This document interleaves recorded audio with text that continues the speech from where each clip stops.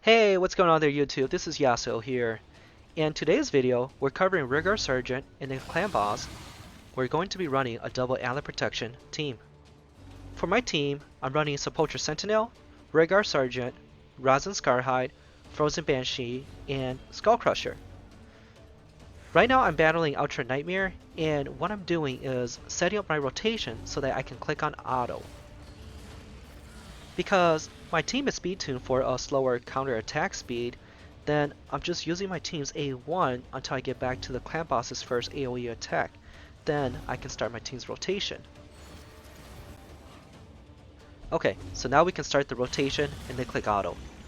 You can tell that the boss is going to use his AoE by looking at the ability on the top right. If you see a 1 and a 2 on the boss's ability, then that means that the boss will go back to using his AoE attack on his next turn. Okay, so we want to use Rearguard's A2 on the boss to get the decreased attack up before the AoE. So because the ability is a 3-turn cooldown, then every time right before the boss does his first AoE, then Rearguard should always use his A2. That means we also have more consistency in keeping the decreased attack debuff up for both of the clan boss's AoE attack. It's more of a security measure to make sure that this debuff doesn't fall off. Alright, so now we're back to Rearguard's turn, and I want to use her ally protect, but then let me show you what happens if we click auto when the team has ally protect on. Look at this. So we see on here that all of my team has ally protect.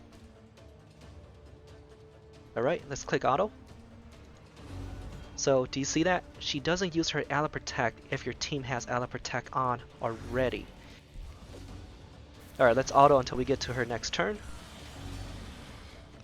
Also, before I forget, please like the video and subscribe to my channel, and let me know if you have any questions in the comments below. Alright, so now it's her turn again. Now, not everyone in our team has ally protect on. Now let's see what happens if we click auto.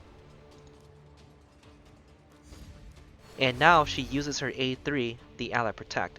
So this is actually not a bad thing. It's really important that she uses the ally protect right before the clan boss, because now she absorbs some of Sepulchre's damage. And let's look at this again. Sepulchre has ally protect on. So it's her turn. Now she's going to put up the increased defense and block debuff. And then the clan boss is not going to target Rearguard because those defensive buffs are on Rearguard too. It's really good to have ally protection up during the clan boss's stun, just like that, because it allows your stun target to survive longer as the battle goes. Also, when you have Rearguard booked, then her A2 and A3 becomes a 3-turn cooldown, and the turn cycle looks like this when going against the clan boss. Because we're running 2 champions with ally protect, Skullcrusher and Rearguard Sergeant, then we want to keep Skullcrusher's ally protect to be used for both the clan boss's AoE, so that it can absorb those damage, plus the counter attack buff from Skullcrusher will allow your team to counter attack.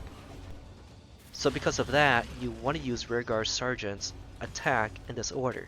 You want to use his A2 to put up decreased attack debuff right before the clan boss's AoE attack 1. Then we want to use his A1 to put up that decreased defense debuff, and after the clan boss's AoE attack 2, then we want to use Rearguard Sergeant's A3 to put up the ally protection buff and continuous heal. Again, the purpose of that is to help absorb some of the damage that your stun tank is going to be taking. Now, if you're not running Skullcrusher, then you're going to need Rearguard's ally protection a lot earlier in the rotation. So it'll look something like this instead.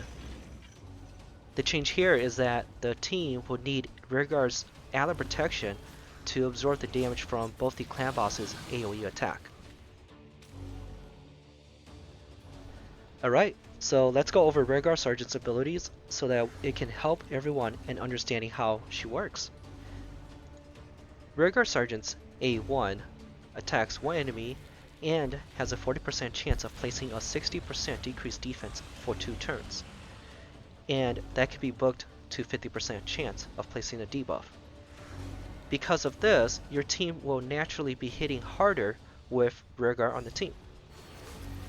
Her A2 attacks all enemies and has a 50% chance of placing a 50% decreased attack for 2 turns.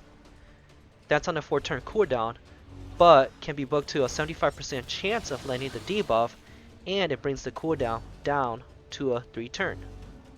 So because this attack is 3-turn cooldown, and it is not a 100% chance of landing the decreased attack debuff, then that makes Rearguard Sergeant not the most suitable champion for your main decreased attack role. Preferably, you want a champion that has a decreased attack on their A1. This way, you don't have to wait for any cooldowns to put up this debuff.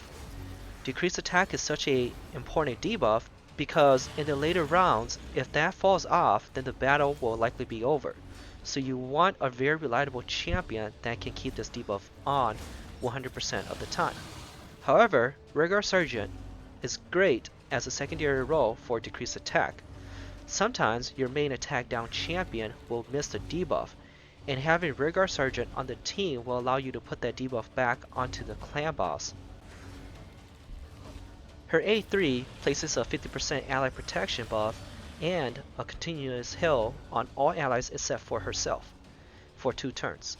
It's a 5-turn cooldown and can be booked down to a 3-turn cooldown. So this ability is very important for helping your team survive. The ally protection will absorb damages from your team members and place those damage to Rearguard. So it's really important to build Rearguard Sergeant tanky so that she can absorb these damage and survive. And then here's her aura. It increases Force Champions HP by 33% in all battles. Most of the time you won't be using her as your lead in clan boss unless you're running all Force Champions. Okay, so now let's look at what I have geared on her. I have my Rearguard geared in Lifesteal set and Accuracy set. Her gloves, chest plate, and boots are all defense percentage. The ring and the necklace are both defense, and the banner is accuracy. For her stats, I have her at almost 38k HP, 1.4k attack, 4.6k defense, 174 speed, 51% critical rate, 90% critical damage, 94 resistance, and 262 accuracy. The stats that you really want on her is to get her HP high and her defense high. This way she can survive absorbing all those damages from the ally protection. You also want enough accuracy on her so that she can land her debuffs. And here are the masteries that I have on her. I went with the offense and defensive tree. For the offense tree I went down and grabbed War Master. And for the defensive tree I went and grabbed both the counterattack.